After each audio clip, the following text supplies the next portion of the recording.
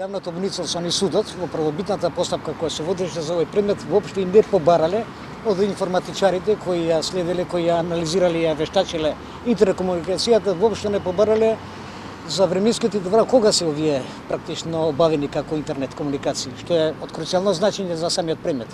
Значи може да се работи, се збориме хипотетички, за материјали кои се од пред неколку години. Тоа е најважното и они се оправда со тоа што никој не побарал да го одреди временскиот период, што само по себе фрла еден сомнеш во целиот тој кришен праен настан според мене. Но нели е битен и текстот во поратите, што рече не само временскиот интервал? Како текст ние сме убедени, тоа ќе се воспостави во текот на постапката дека нема ништо што ги инкриминира овие обвинети кои се обвинети за ова кривично дело. Значи апсолутно ни еден збор, ни една реченица не ги инкриминира. Тоа се однесува и на тие разговори кои ги слушаме, односно транскриптите по овој материјал. Меѓутоа во вид на транскрипт ние ги знаеме овие што се од вештите лица извадени, навистина нема ништо што би инкриминирало. Што пишува во нивните?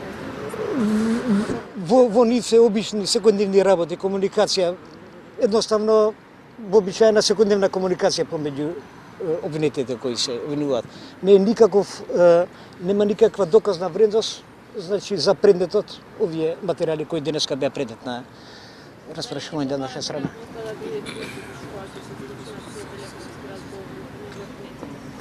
Да, јавноста ќе биде присутна, кога беше присутна и за загрозениот сведок, по некоја аналогија зашто не би била присутна и при изведување на овие докази.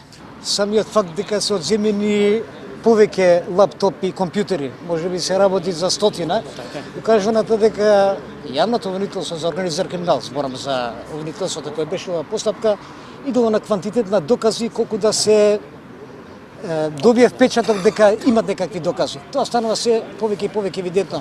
Не само денеска, туку и во претходните. Само ќе напоменам, да речеме се правеле вештачења, замислете од патнички моторни возила на самите обвинети и најдени се дактилоскопски траги.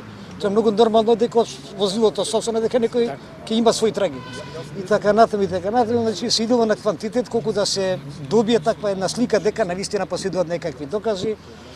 Можам се сигурно затврдам дека никакви докази нема, ниту може да има, бидејќи обвинети и не го сториле ова кривично дело.